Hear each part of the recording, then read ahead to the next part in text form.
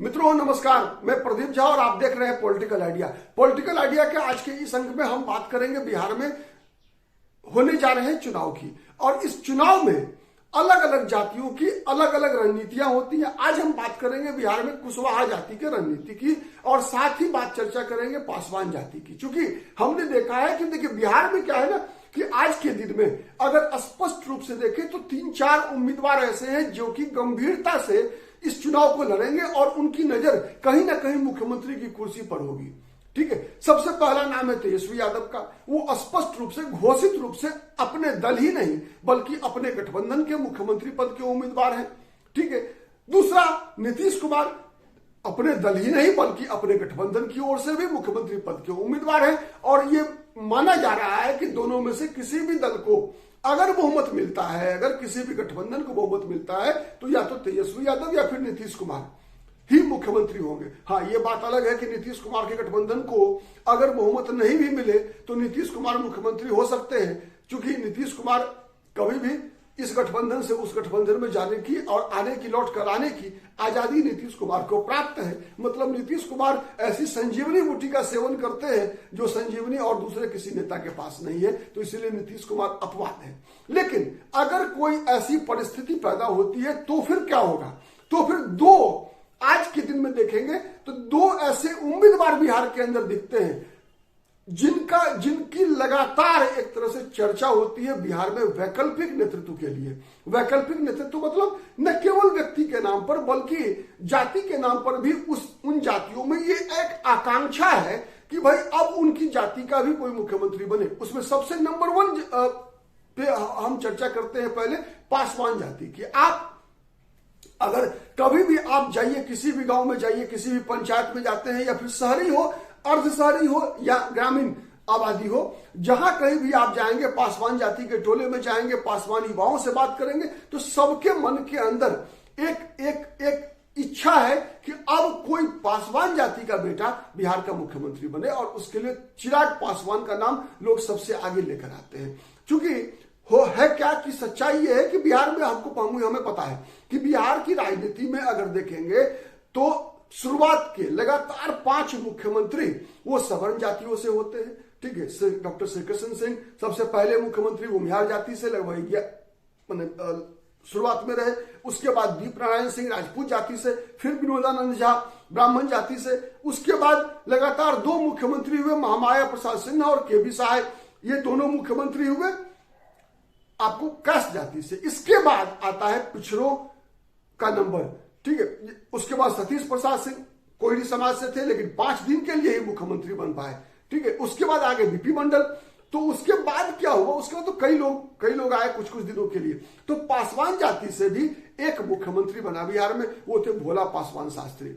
वैसे तो भोला पासवान शास्त्री 3 बार मुख्यमंत्री बने, लेकिन तीनों बार मिलाकर 5 साल भी नहीं पूरा कर पाए ये। और हर बार भोला पासवान शास्त्री को जब मुख्यमंत्री बनाया जाता था तो एक तरह से चेयर ऑन होल्ड, मतलब एक तरह से जब विकल्पहीनता की स्थिति में, मजबूरी में, और फिर जब कभी वो मजबूरी थोड़ी कम होती थी कांग्रेस नेतृत्व की तो भोला पासवान शास्त्री को साइड कर दिया जाता था।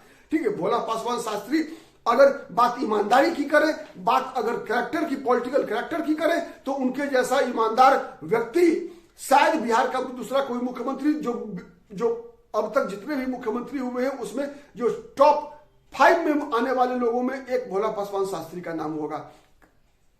ठीक है, मैं तो तुलना करना अभी विवादास्पद हो जाएगा, लेकिन कई ऐसे लोग हैं, कर्पूरी ठाकुर है, भोला पासवान शास्त्री है, डॉक्टर श्री कृष्ण सिंह है, ऐसे कुछ मुख्यमंत्री हैं जिन्होंने, जो कि बिहार की जनता के लिए जातिगत विभेद से ऊपर उठकर, ठीक है, जनता के लिए एक आदर्श नेतृत्व इन लोगों ने प्रदान किया। चाहे वो मुख्यमंत्री के रूप में हो, चाहे वो विपक्ष के नेता के रूप में हो, चाहे एक आम विधायक के ही रूप में क्यों ना हो, इन लोगों ने एक तरह से सच्चा नेता होने की जो भूमिका है उस भूमिका को अदा किया। तो ये दर्द, उसके बाद अगर देखेंगे तो लगातार 15 वर्ष तक लालू परिवार का शासन रहा बिहार में, मतलब यादवों ने शासन किया। नीतीश कुमार लगातार 20 वर्षों से शासन में है। तो अब पासवान जाति, चूंकि दलितों में सबसे ताकतवर सबसे ताकतवर, और संख्या बल में भी और सामर्थ्य बल में भी। ठीक है, आप कह सकते हैं कि मनी पावर हो, चाहे मैन पावर हो, चाहे माइंड पावर हो, ये तीनों पावर्स में आप 3M जो पावर होता है, उन तीनों में जो अनुसूचित जातियां हैं उनमें सबसे मजबूत जातियां मानी जाती है, ऐसा सामाजिक और राजनीतिक वैज्ञानिकों का कहना है। मैंने कोई व्यक्तिगत रूप से इस पर कोई शोध नहीं किया है, लेकिन ऐसा मानना है लोगों का।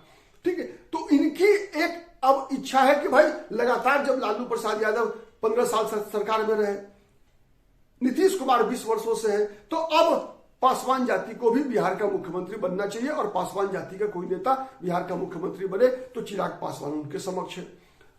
और उस जातिगत संरक्षण के बाद विशेष रूप से पहले भी था, कुशवाहा जाति मैंने कहा कि यादव जाति से रहा, माने चूंकि अगर सवर्णों के बाद अगर बिहार की राजनीति पर अगर पकड़ की दृष्टि से देखेंगे तो त्रिवेणी मतलब एक समय में त्रिवेणी संघ बना था, जो कि मतलब जो सवर्ण राजनीति थी बिहार में उसके प्रतिकार के लिए, तो जिसमें 3 जातियां आती थी, यादव, कुशवाहा और कुर्मी।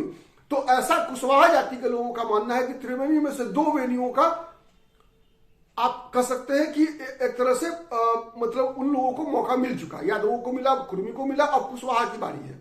और वैसे भी कुशवाहा समाज का कहना है कि भाई कुर्मी जाति से हम संख्या में अधिक है, तो जब तो हमारा भी मौका मिलना चाहिए। और उपेंद्र कुशवाहा, सम्राट चौधरी जैसे नेता उसके कंटेंडर माने जाते हैं।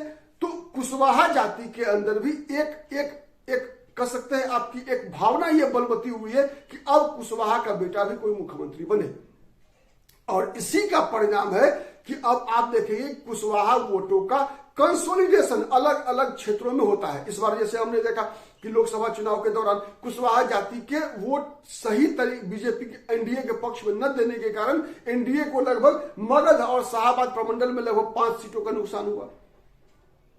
ठीक है, उसके कारण जो है आरा में भारतीय जनता पार्टी हारी, बक्सर में भारतीय जनता पार्टी हारी, काराकाट में उपेंद्र कुशवाहा स्वयं हार गए, सासाराम में बीजेपी को हारना पड़ा। तो ऐसे कई सीटें रही जिस कारण से कुशवाहा और आरजेडी ने उसके लिए अच्छी फील्डिंग की। मगध में 2 कुशवाहा को आरजेडी ने टिकट दिया, उसके बाद भाकपा माले से भी कुशवाहा जाति के उम्मीदवार आ गए, तो इसका एक असर पड़ा। जब महागठबंधन से कुशवाहा उम्मीदवार आ गए और इधर कुशवाहा में आक्रोश था कि बीजेपी ने भी एक भी कुशवाहा को टिकट नहीं दिया था लोकसभा चुनाव में, इसका भी आक्रोश था। तो कुशवाहा जाति के अंदर भी अब बिहार का नेतृत्व करने की एक उत्कंठा उनके मन के अंदर व्याप्त है। तो अब देखना पड़ेगा कि बिहार में मौका आज न कल तो किसी न किसी को मौका मिलना है, तो क्या फिर 2025 के बाद नीतीश कुमार और तेजस्वी यादव मतलब कोई यादव और कुर्मी का बेटा ही मुख्यमंत्री बनेगा? नीतीश कुमार के बदले क्या निशांत कुमार मुख्यमंत्री बनेंगे?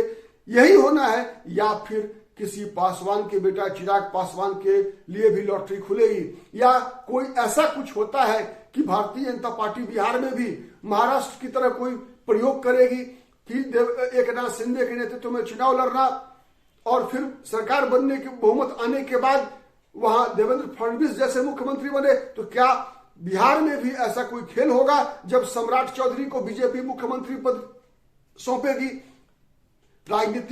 राजनीति में अनुमान लगाना बहुत मुश्किल है। ठीक है, संभावनाओं का खेल है।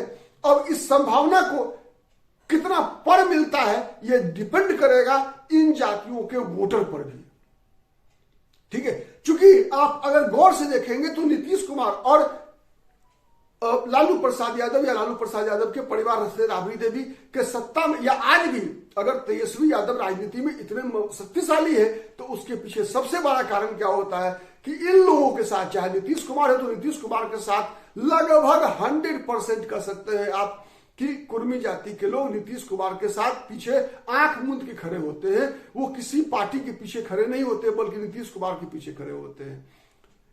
वैसे ही यादव समाज की बात अगर हम कर ले तो वो पार्टी बाद में आती है, पहले व्यक्ति आता है। मतलब यादव समाज के 90% वोटर्स लालू परिवार के साथ खड़ा है, लेकिन कुशवाहा समाज अलग अलग क्षेत्रों में विधानसभा वाइज क्षेत्र, लोकसभा वाइज ये बढ़ता है। अब तक कुशवाहा वोटर्स, हाँ इस मामले में पासवान जाति कुशवाहा से आगे है।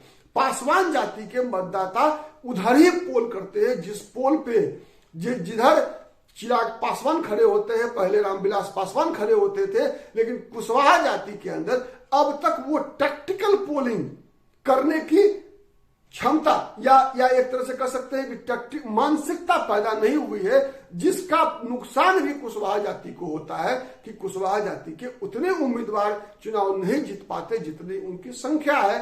और इसका यही कारण है कि अभी भी किसी कुशवाहा के बेटा को, चाहे उपेंद्र कुशवाहा चाहे सम्राट चौधरी को हो, उतनी गंभीरता से अन्य दल नहीं लेते जितना उनको लेना चाहिए था। बहुत बहुत धन्यवाद। नमस्कार, जय हिंद, जय भारत।